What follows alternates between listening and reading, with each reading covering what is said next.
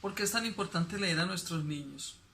Hace mucho tiempo, cuando los niños estaban en primaria, no se discutía ni siquiera mínimamente cuál era la condición principal para ser promovidos del grado primero a segundo. Pienso que lo único realmente importante era que supieran leer y escribir. Y no había discusión, no habían maestros amenazados, no habían demandas, no habían denuncias y mucho menos niños traumatizados.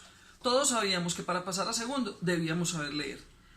Con los cambios que han surgido y con la evolución que ha tenido nuestro sistema educativo y con todas las legislaciones y las cosas que se han venido adecuando y reformando, vamos viendo enormes vacíos y el principal radica justamente en la falta de competencia en habilidades comunicativas. Y eso ha traído unas secuelas impresionantes porque nuestros niños sin hábitos lectores, sin saber leer y sin tener el interés en ir más allá del texto, cada vez se alejan más de los libros, de las imágenes y de todo lo que represente una historia o un cuento.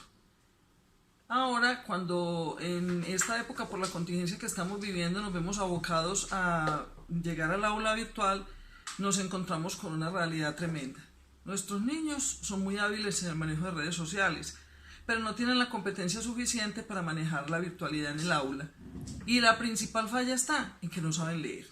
Entonces, si nosotros miramos a nuestros jóvenes, seguir instrucciones, leer, tener la constancia de empezar y de terminar un texto, son condiciones que ellos no cumplen, porque hemos ido pensando, y que eso ya está más que mandado a recoger, que la educación es un proceso continuo de primero a tercero de primaria, y que si el niño no aprendió a leer en primero, entonces tiene segundo y tercero para leerlo.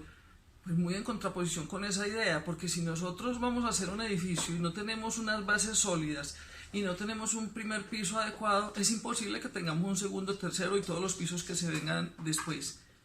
Ahora, con esta problemática que ha surgido por la pandemia, suenan las alarmas, entonces todo el mundo está preocupado. Tenemos que hacer muchos análisis, y aquí el objetivo no es tanto divagar en análisis, sino en encontrar que la única gran debilidad que percibimos está justamente en que no tenemos la preparación para enfrentar este tipo de educación. Trabajé en el aula muchos años, estuve 30 años al frente de las aulas con niños pequeños, hicimos viajes fantásticos, leímos, hicimos proyectos, bancos, fuimos al Japón, a las cavernas, a los dinosaurios, creamos miles de cosas porque el límite era el infinito. Siempre he pensado que la lectura es una llave que abre las puertas que conducen al infinito, y así lo viví con mis alumnos. Se potenciaba la capacidad de ir más allá del texto, de leer, de indagar. Recuerdo que cuando leímos un día el cuento de Pinocho, porque por iniciativa de los niños salió la idea de hacerlo, entonces se me ocurrió que podíamos trabajar a Pinocho y hacerlo en la casa acompañada de los padres de familia. Todos los niños llevaron su Pinocho, entonces lo llevaron en cartulina, en plastilina, en todo lo que se ocurra, y tenían que inventar un cuento a partir de la historia de Pinocho. Me acuerdo que cuando llegó el momento de la exposición, todos y cada uno de los niños contaron su propio cuento, porque esa es otra de las cosas. Nosotros no podemos seleccionar los cuentos y aleatoriamente escoger los niños que se saben leer y escribir perfectamente, los que dibujan mejor, los que llevaron el cuento más bonito. Todos los cuentos son importantes, y de ahí está la motivación para que los niños puedan después atreverse a leer y a escribir sus cuentos. Así sea mal escrito al principio, eso es un proceso que se va mejorando en la marcha. Empezamos entonces a leer nuestros cuentos, y una de las niñas llevó a Pinocho y lo sentó en una mesita y empezó a contar el cuento de un niño que se llamaba Pinocho, que era muy perezoso y decía muchas mentiras. Entonces, cuando ese niño llegaba a la casa y la mamá le preguntaba que si había hecho la tarea, él decía: sí, mamá, hice la tarea. Y ¡prum!, la naricita se le crecía. Todos los niños largaron las carcajadas, porque la mamá y la niña habían creado un Pinochito que tenía un palito donde es la nariz. Entonces ella por detrás, cuando el niño decía mentiras, estiraba el palito y la nariz se crecía. Así hicimos, y todos los niños se podían reír todo lo que no está escrito, porque cada que el niño decía una mentira, su naricita salía y su naricita entraba. Otros llevaron unos Pinochos más que creativos, entonces a Pinocho se le crecía la nariz cuando comía la sopa que no le gustaba, o cuando la abuelita se lo iba a llevar de paseo donde no quería ir. Y todos dejaron volar su imaginación de una manera fantástica y presentaron sus valiosos cuentos. El valor de escribir y de leerle a los niños está en que les vamos a fomentar y a fortalecer la capacidad de crear, la imaginación, la capacidad de ir más allá, de investigar, de leer, de trascender. Fueron muchos los proyectos. Recuerdo que con unos niños de segundo de primaria hicimos un viaje fantástico al Japón. Entonces, pues no sabíamos hablar japonés, pero teníamos que averiguar cuál era la moneda, qué se comía, a cuánta distancia estaba, dónde quedaba. Entonces los niños muy juiciosos con sus papás hicieron fotocopias de la moneda, hicimos el cambio monetario, hicimos unos cuadernos donde cada uno llevaba una cantidad de dinero y tenía que dar cuenta de lo que se había gastado en comidas, en refrigerios, en viajes, en regalos. Y con eso se volvía un macroproyecto en torno a una sola actividad y los niños terminaban sumando, restando, multiplicando, dividiendo, pero todo partiendo de la lectura. La lectura no es competencia únicamente del área de lengua castellana, la lectura está en todas las áreas.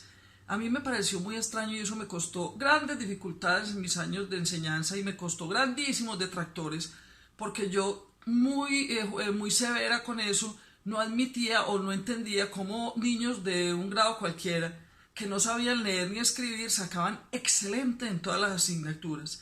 Entonces cuando nos reuníamos para pasar los informes, las maestras iban muy orgullosas diciendo que sus alumnos tenían excelente todas las materias. Y yo les decía, ¿cómo puede ser un excelente un niño que no sabe leer ni escribir? Entonces, si a mí me entregan un examen de matemáticas y el encabezado dice que yo debo ir al mercado, que yo debo comprar esto, que yo debo 5 docenas de camisetas, 3 pares de medias, 2 libros, que los libros valen esto, que para yo poder deducir qué tengo que hacer, yo indispensablemente tengo que saber leer. Es imposible que yo pueda resolver el problema de manera exitosa si no entiendo lo que dice. De igual manera la competencia se ve en todas las otras asignaturas. Si a mí me entregan un simple trabajo o una gráfica que tenga que hacer y si yo no puedo leer la instrucción inicial, no entiendo cómo puedo tener un niño que saque excelente cuando no tiene ni siquiera idea de lo que hay que hacer.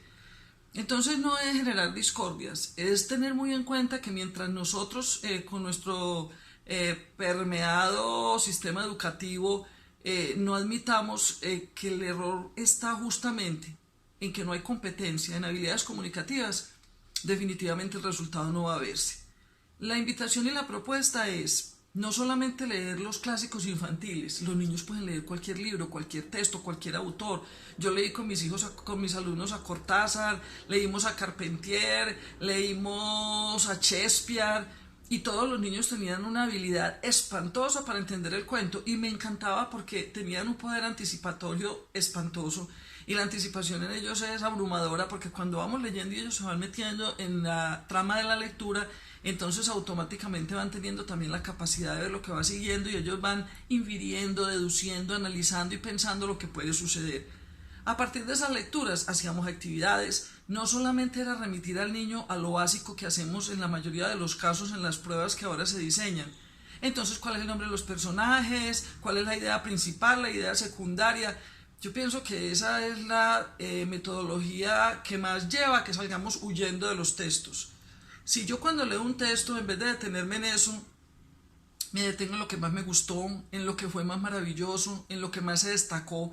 Y si entonces leí Alicia en el País de las Maravillas y lo más maravilloso que me pareció de todo fue la puerta mágica, entonces averigüemos sobre el mundo de las hadas, sobre el reino de la fantasía, dejémoslos que averigüen sobre todos los personajes fantásticos. Cuando los niños averigüen de todo eso y cuenten y hablen y hagan sus proyectos, sus dibujos, presenten sus trabajos, ya hicimos la mejor actividad de comprensión lectora que podríamos hacer. Nosotros no podemos pretender encasillar la comprensión lectora, entonces yo les leí una hojita de este cuento y me remito específicamente a lo que hay en esa hojita. Obviamente con eso nosotros en ningún momento vamos a permitir que nuestros niños tengan la capacidad de argumentar, de discutir, de demostrar, de inferir todas las cosas que pudieran suceder. Entonces yo leo esta hojita y en esta hojita Calvin le lleva a su amiguito un helado muy delicioso y salen de paseo. ¿Cómo mato yo la lectura? ¿Qué le llevó Calvin al amiguito? ¿Para dónde se fueron? Escribe en rojo el verbo. Empecemos porque ni siquiera las definiciones de los términos se deben dar en una lectura con niños. si son verbos, sustantivos, adverbios, eso vendrá después. Yo nunca he visto un niño que esté en el proceso de adquisición del lenguaje y una mamá por detrás con un cuaderno y un lápiz con un niño de 2 años. Mamá se escribe M con A, M con A y con un lápiz. Los niños aprenden porque están en contacto, porque están escuchando, porque están viendo. Ve donde la mamá, trae la mamá, llegó la mamá, mira la sopa que trae la mamá. Y cuando menos pensamos, el niño está contando todo eso sin necesidad de saber si la mamá es un sustantivo común o un sustantivo propio. Eso lo dejamos para después. Entonces es llevar al niño a lo que está más allá, y yo creo que ahí es donde está la magia de leer. La magia de leer está en descubrir el infinito en cada lectura, por corta que sea. Viajemos entonces al infinito, atrevámonos con nuestros alumnos, de manera permanente monto actividades. Me parece muy simpático porque siempre tenemos la percepción de que cuando es un trabajo de un cuentecito de niños es simple, pequeñito, poquito, eso es para los niños. No, un cuento de niños se le puede leer a cualquiera. Con un trabajo de niños podemos hacer actividades enriquecedoras, así estemos en la universidad y así estemos viejos. Lo mismo, una lectura para adultos también se puede convertir en una lectura para niños, porque los vamos a invitar a descubrir, a tratar temáticas diferentes, a ahondar en conceptos que de pronto no conocen, y vamos a permitirles que lleguen al infinito. Empecemos entonces nuestras lecturas, permitámosles a nuestros niños leer, trascender, inventar, crear, socialicemos con ellos sus lecturas. Y sobre todo que si tenemos, y esto va específicamente para los maestros, si tenemos 50 alumnos, 50 cuentos vamos a leer, porque no es que vamos a escoger los 2 o 3 cuentos de los niños que siempre sabemos que hacen maravillas y vamos a dejar relegados los niños que a duras penas escriben 2 o 3 renglones, pero que si los potenciamos, los estimulamos, les fortalecemos su capacidad de contar, seguramente va a llegar el momento en que nos van a contar unos cuentos tan maravillosos que ni siquiera nosotros vamos a creerlo. Empecemos entonces nuestra tarea, leer a los niños. Realmente leerle a los niños es tener jóvenes y adultos grandes lectores.